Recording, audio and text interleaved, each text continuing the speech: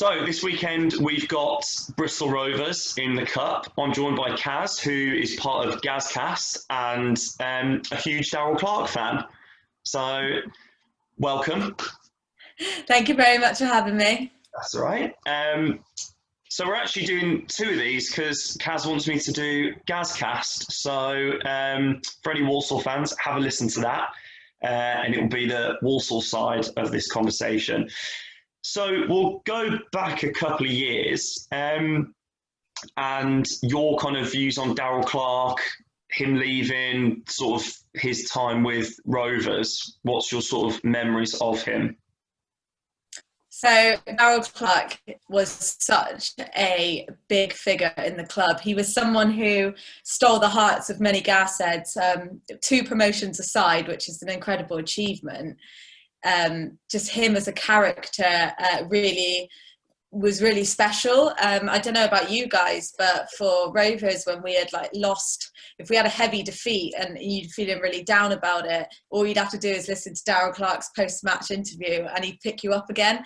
There's just something about his personality and his influence on the dressing room, which made him a really special manager. By far my favourite, and it's going to take a lot to beat a manager to come in and for me to love them more than I love Darrell. And still now I look out for his result. I look out for Walsall's results because I just want to know how Darrell's doing and wish him all the success. And yeah, the day he left was really sad. It was definitely the right thing to do.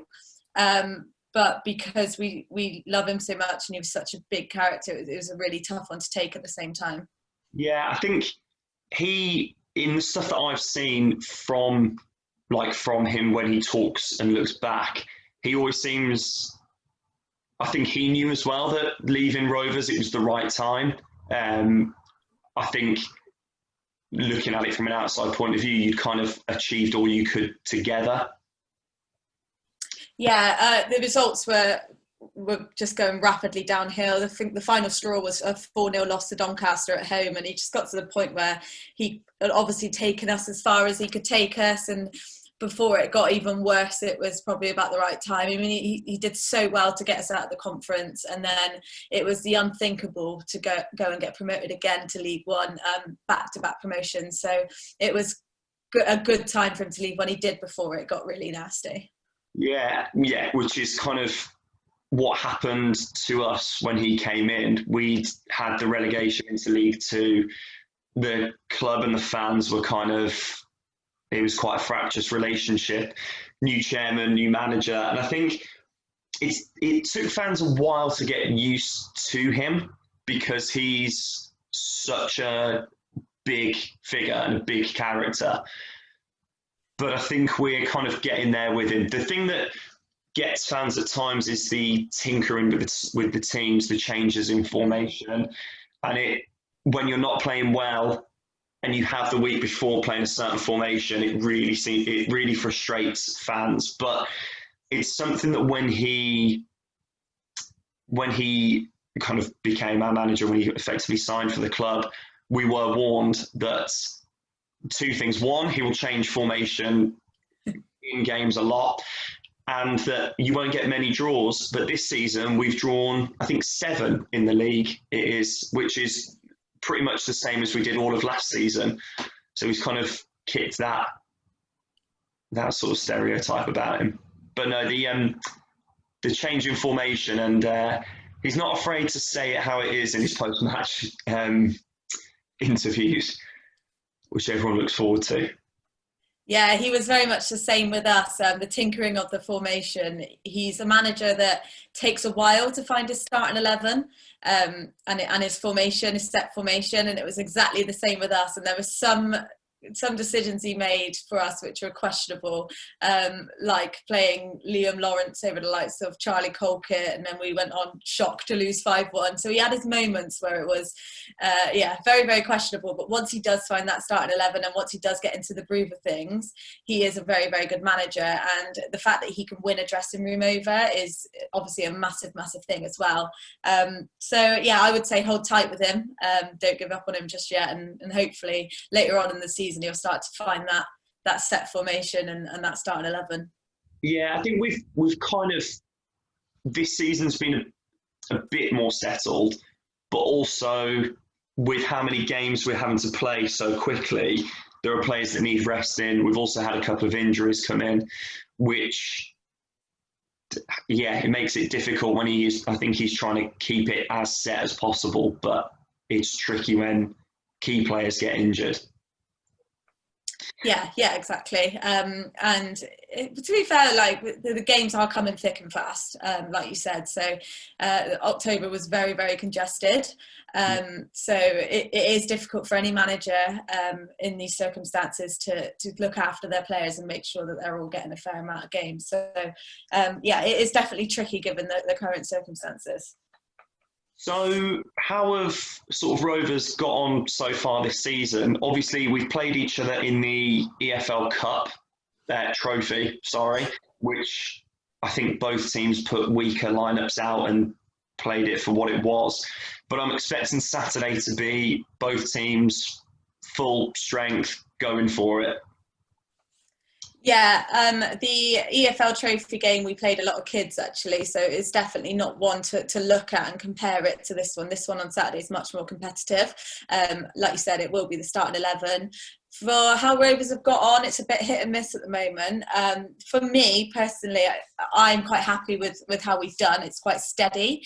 The 4 losses that we've got is to Doncaster, Hull, Ipswich and Peterborough. So then we've been quite unlucky with our fixtures. We've had some really tough teams and a really tough start. So the problem is with Rovers at the moment, our fan base is quite divided.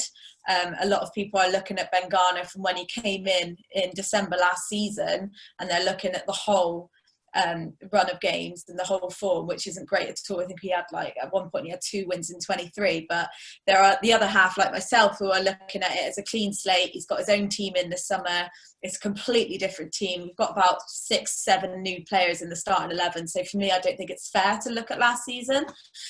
So I would say quite a good start considering how difficult our fixtures have been.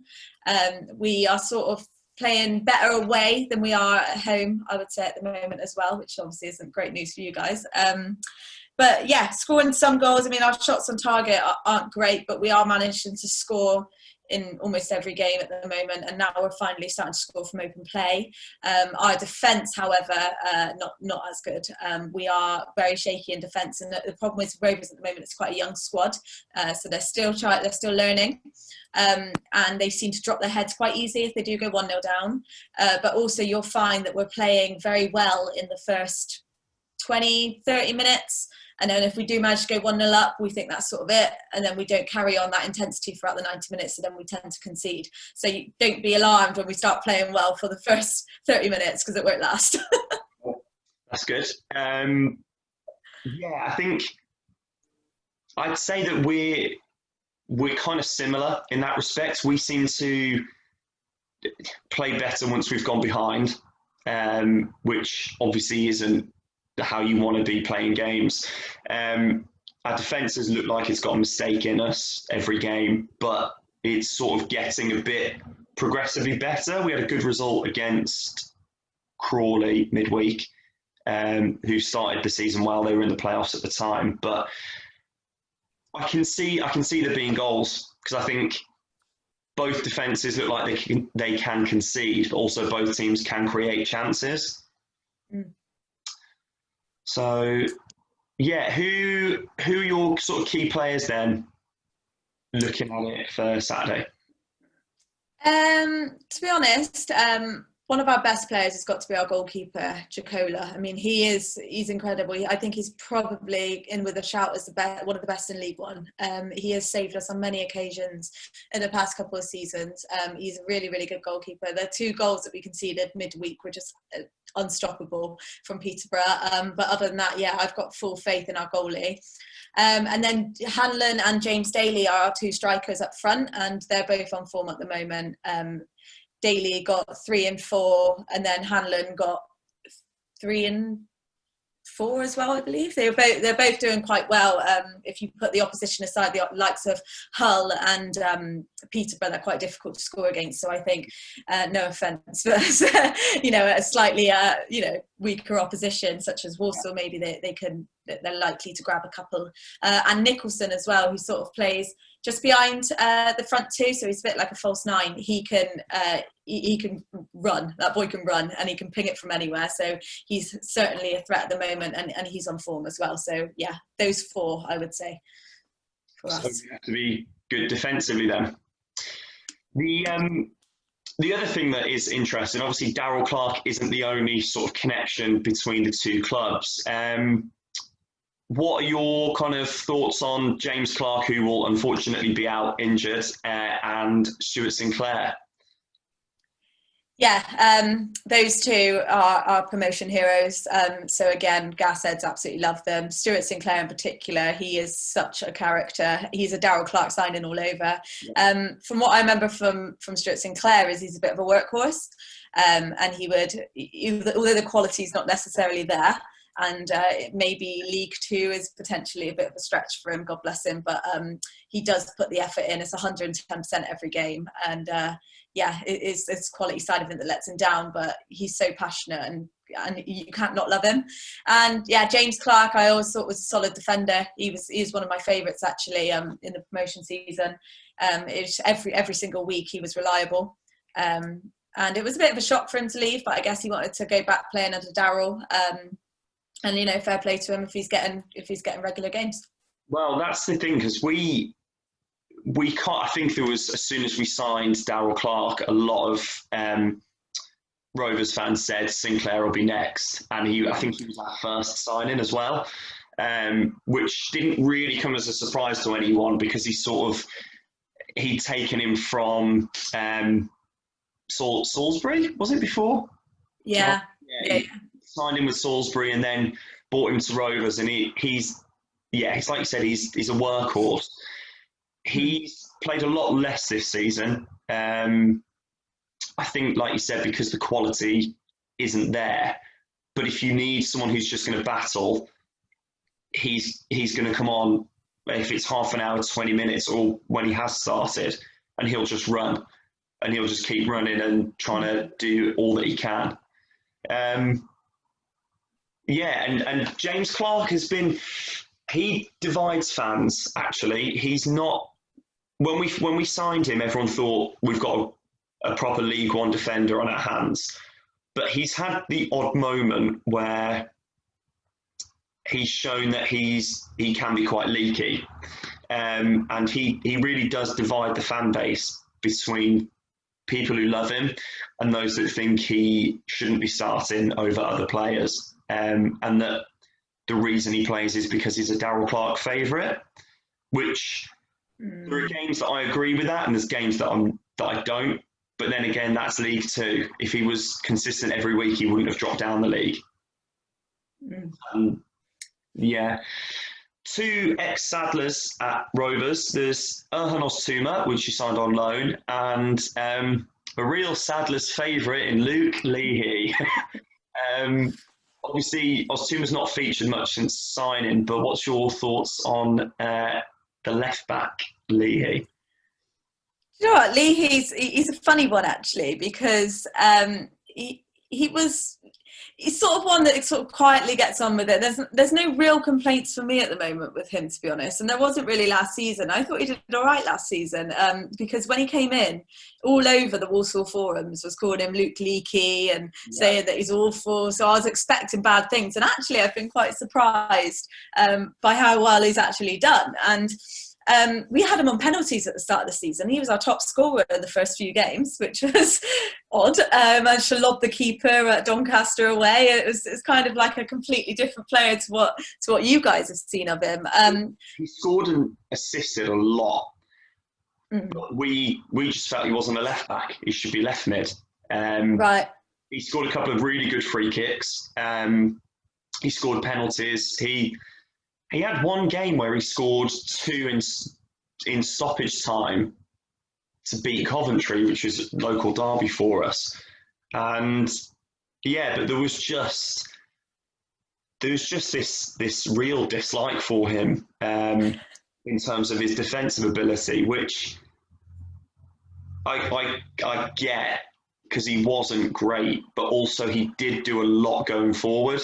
But I think that's where fans get frustrated. It's that if that's the case, if he's got sort of 7, 8 assists in a season, then he should surely be left mid rather than left back. But well, for us, we are pushing him up the field. Like, he is more of like a left wing back when he plays. So I think you are right there. If he was a solid left back, then maybe he wouldn't have been as impressive as he has been. But he is falling short now of Dave Tutonda, who he was a trialist in pre-season, and we've signed him. Leahy started the first couple of games, but then Tutonda's sort of come in and taken his place, and Tutonda seems like the first choice. And we have just signed another left back, actually. So I do wonder where this leaves Leahy in the pecking order for the starting 11. Yeah, I remember something that I think it was sort of the point that the fan base turned, where we'd had a bit of a bad run, and he put something on Instagram where he's playing football with his nieces, and there was a comment on that loads of fans saw, and you think, don't do it, just there's no need for it. Yeah. Some players need to stay off social media sometimes. They can't help themselves, can they? And that does really rattle the fan base, you're right. Yeah, I can't remember what it was now, but it was something that I remember I saw it and I thought, oh no, what are you doing? But so we'll kind of look to Saturday's game. Score predictions, how you think, what sort of formation you're going to play, and just sort of your general, what you think will happen. Yeah, so the thing is with Ben Garner, our manager, is that he is quite stubborn. He doesn't like changing things at the moment when it's not necessarily going right, or the opposition's a little bit tougher. He's still keeping it the same. For example, playing Peterborough on Tuesday, I probably would have gone for a solid 5 at the back against a team like that. But he's insisted on sort of playing 3 at the back and then with wing backs that push it further up the field. So just trying to think what our formation at the moment is. 3, 1, 2, 2. No, 3. No, I don't know. I can't think. It's 3 at the back, but then he has the wing backs pushing forward. Grant he sort of has as like a defensive midfielder, and then he has Westbrook and Nicholson that sort of push up behind the strikers, and then you've got Hanlon and then Daly as our front 2. So it's kind of an odd formation, a bit of a diamond in the middle. And then you've got Tutonda and you've got Hare, which are 2 wingers, but sort of defensive wingers. Yeah. So I'm going to assume he's going to stick to that. And if so, like I said earlier, a bit of a weaker opposition. So I'm not overly worried that we're going to lose it, if I'm honest. We probably will concede, but I would go for a 2-1 win, and I would say Hanlon and Daly both goal scorers. Cool. Well, I mean, obviously, I'm going to disagree. No, that's fine. I'm going to disagree. I think the players will know how much this means to Clarke as well, but I think then again, I think the same for Rovers, even though they might not have played under him.